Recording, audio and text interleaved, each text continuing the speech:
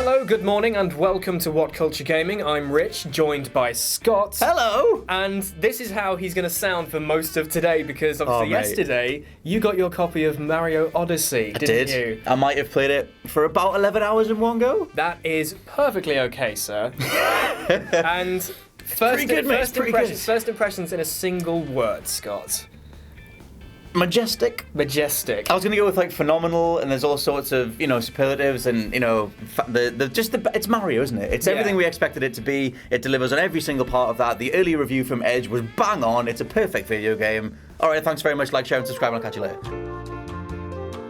So, in comparison to the previous 3D Mario games, like pretty much all of them are all like critically acclaimed games. They are. You've got like Mario 64. Perfect game. Mm-hmm. Sunshine, bit polarizing, but still really good fun. I played Sunshine. You've got Galaxy 1 and 2. You've got Super Mario. Super Mario 3D World? There's like 3D Land, 3D World. They're all the same kind of thing. Yes. And now you've obviously got Odyssey. Where does Odyssey stack up in comparison to those? Like, is it? Because I think the general consensus is like, it's either 64 or Galaxy 1 or 2 are like the best ones. Yeah, it tends to be Galaxy. Like, where would you say that Odyssey's better than Galaxy? Personally, I'm riding high on the wave of having just rattled through it. Yes. It is the best Mario game. It's going to be... Oh, God. I mean, yes, I'm riding high on the wave of having played it. I do think that its mechanics come together exceedingly well, and I do think that they've pretty much carried forward the mentality from Galaxy, which is just like...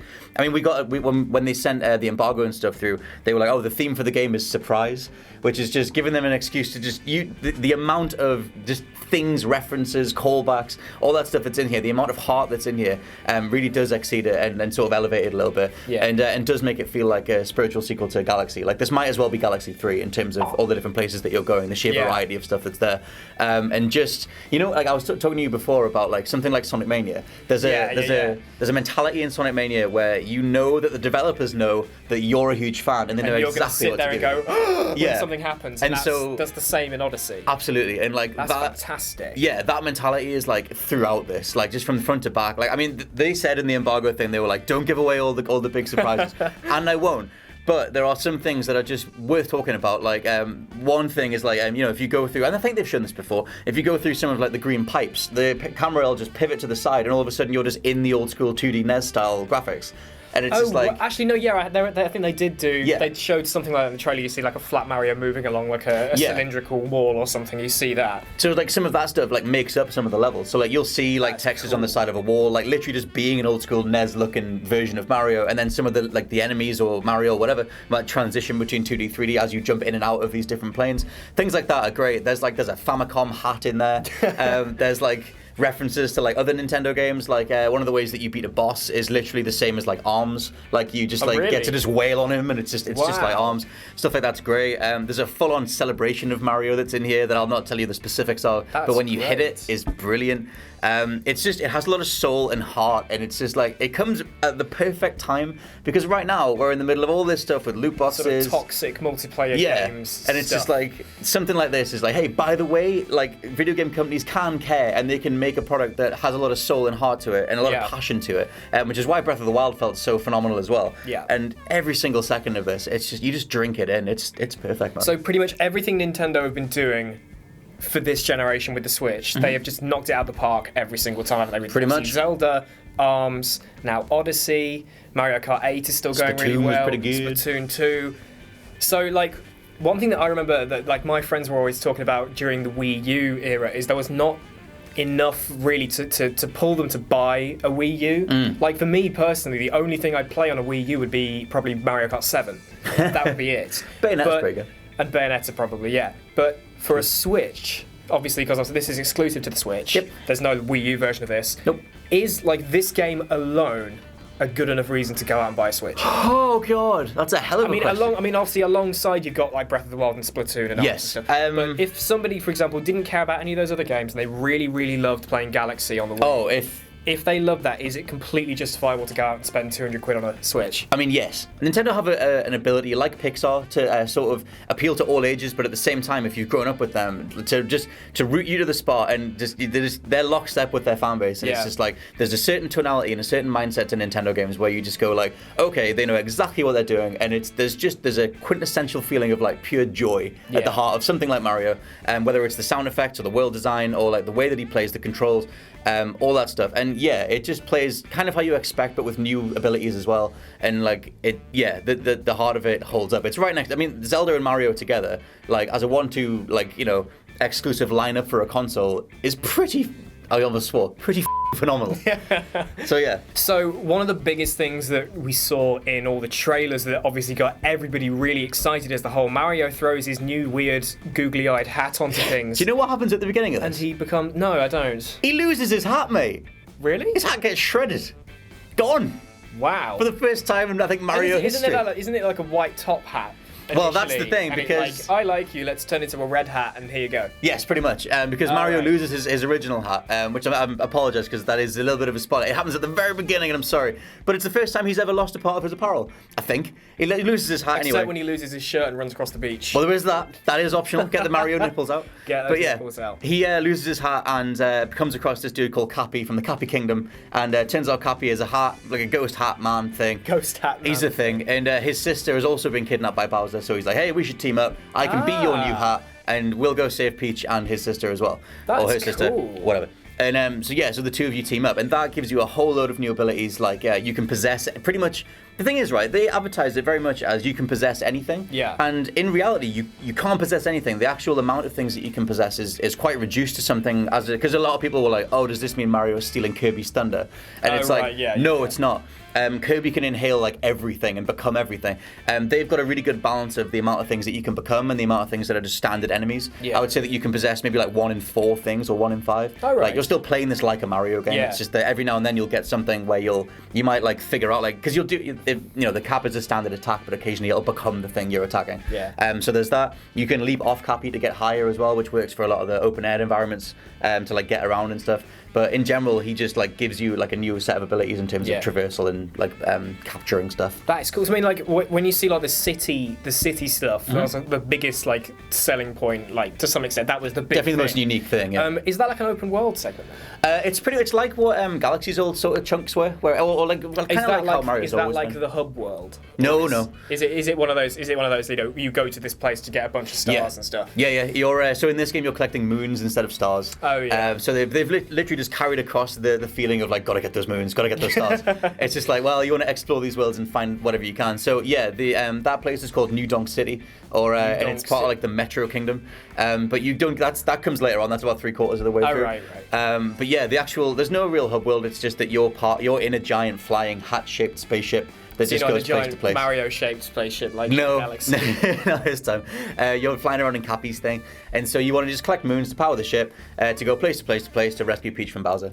And so that's it. That's kind of all you need. Standard procedure with new gameplay elements that obviously Nintendo were very good at not overdoing. Yes. And beautifully designed. I mean, obviously on a Switch, it's going to look incredible. That's another thing, because I remember when the Mario Rabbids game came out, and obviously it was developed by Ubisoft. But that was the first time we saw a new Mario game on the Switch, and that thing looked gorgeous. I mean, that's in Ubisoft's Snowdrop engine, which is like this really nice little piece of kit.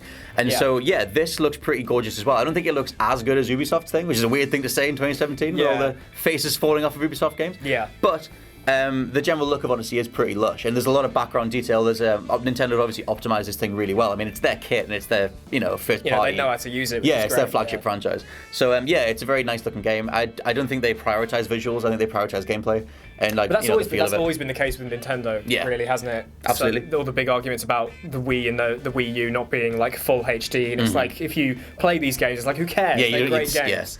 And so like another one of the things that they've added, like a triple jump, you can do like a roll if you want to get around faster. Yeah. They've added, which is a lifesaver, you can do a mid-air like last minute dive. So if you miss a jump or you just want to get more distance, you can do he just kicks off nothing in midair and gets extra distance, which is great. Sort of like replaces like some something like a double jump or whatever. Yeah. But you can do that whenever you want, and it's perfect, like you said about levels like New Donk City. Yeah. You know, you're in these levels, you just want to explore and find as many moons as you can and find as many coins as you can, and things like that just kind of help. I mean, it's basic 3D platforming stuff in terms of conveying to anybody like, hey, you need to play this. But in the moment, as a quality of life improvement, it does help and it does work and it makes it feel a hell of a lot more. Has it still got that kind of, not a difficulty level, but has it still got that point where it's hit that perfect balance that you couldn't just breeze through it without dying, or have you managed to get through it pretty well? Yeah, I mean that's the thing. It's very easy.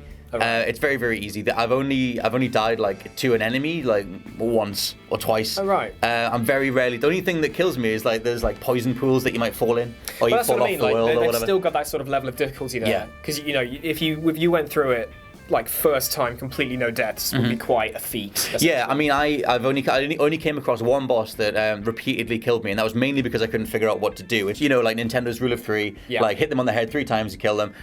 Interestingly, there are a couple of boss battles that subvert that in really interesting, well, not really interesting, but in cool ways. Yeah. Maybe you kill them in 2 hits, maybe you kill them in 5, you know, something like that. For the most part, though, it's 3 hits to kill. And once you've figured out the pattern as to how to beat them, you know, you're gonna breeze through. I mean, I did nearly everything first time through, and that wasn't even necessarily rushing. Like I wasn't like rushing to get through this. No. We had a little bit of a short time frame with this because it only arrived like yesterday. Yeah. But at the same time, I was just playing it as I would play a game, and I just breezed through it. But not to say that wasn't incredibly enjoyable. And so yeah, so like in terms of like if you want to get stuck in and you want to mainline the main objectives, you can just fly right through.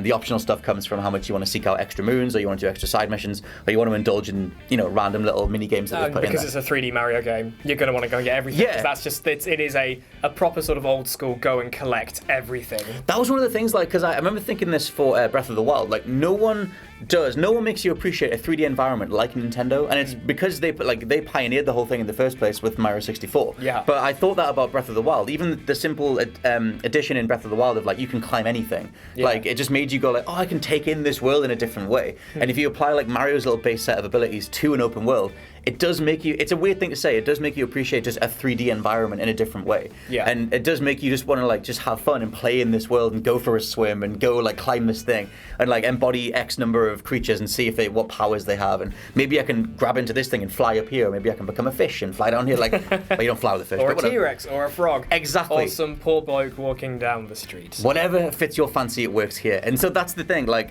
the general mentality is just like, here, have fun. We've designed this thing for you to have fun. It's very much the Nintendo way of life, and it's something that I can't stress how just refreshing and just valued it is. Yeah.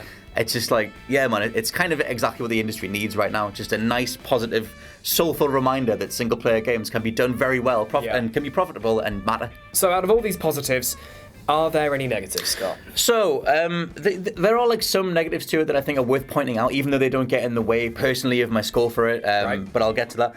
It's just basically that structurally there's some repetition. Like every time you go to a kingdom, you're nigh on doing the same thing. You've always got your little costume store. You've always got like a certain character you want to talk to. There's always going to be a boss at a far away marker to run after and defeat kind of thing. And going through the game, like obviously I did it in such a big stint. You do notice those things. I do think they are worth pointing out. Depending on how you play games, if you focus on side missions and exploration, then you're going to be able to pad those things out and enjoy like the mini games and the different things and meeting different characters. But if you stick to the main thread, every time Mario comes up against like a particularly notable boss throughout the story, he always gets knocked back in the same way. It's always like, you know, okay, go find more moons, go power up your ship, go back to the kingdom and do these things again, like repower the ship, go find the character, go to defeat the boss, get to the next kingdom, repeat like 10, 12 times or whatever to get through the whole game. So I think that it's worth knowing that. I think that to get the most out of the game, you need to make a point of deviating off the main path and like just try and do everything. It. You know, don't just stick to straight and narrow. Yeah. And so, like, that was like that's the only thing. I mean, every world has 2 currencies. Like, there's always gold coins are like universal, and there's always a purple currency for every particular world. Which just all that does is designate which costumes you can unlock. Some are based on gold, and some are based on the purple stuff. And so, so like basically, like you just kind of pick up that like every kingdom you drop into has this like similar structure, but it doesn't get in the way of your enjoyment like at all. It's more just like. It's a very slight shame that they couldn't have changed things up kingdom to kingdom, because the kingdoms themselves are so extremely well designed and just so inventive, and the array of things you're doing in there is like so enjoyable. Like you go from RC car races to like I don't know, just like possessing a giant rolled up abominable snowman and rolling him down a race course. Like just everything in there is like just so lush, that's the only negative is just structural. But that stuff doesn't get in the way of my final score.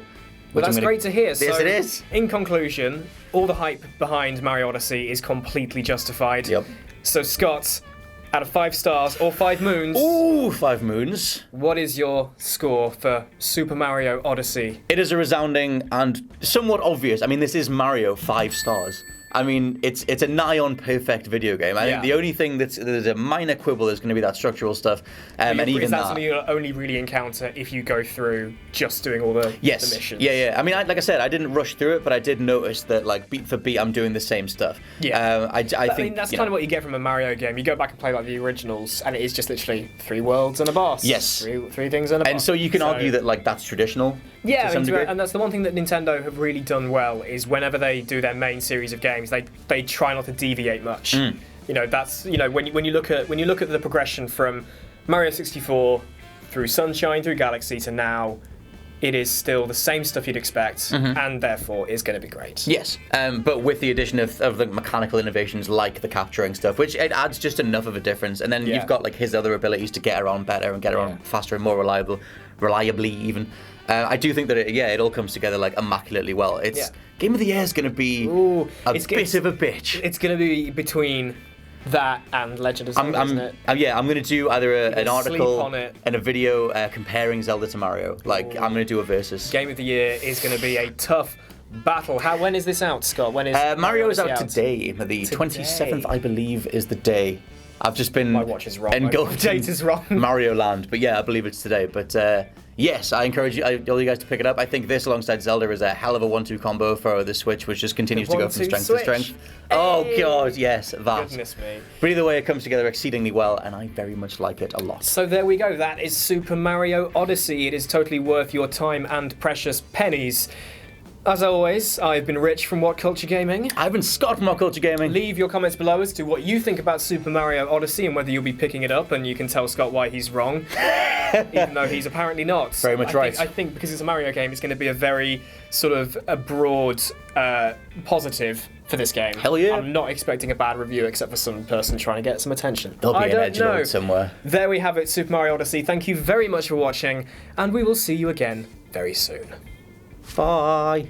Hey, you made it to the end of the video. Well done, you. If you want to sit through another video, there's some there. If you want to sit through even more videos, there's whole channels of them there. And these are the people who made you sit through this whole video. I hope you're happy. They're happy. Go and see those.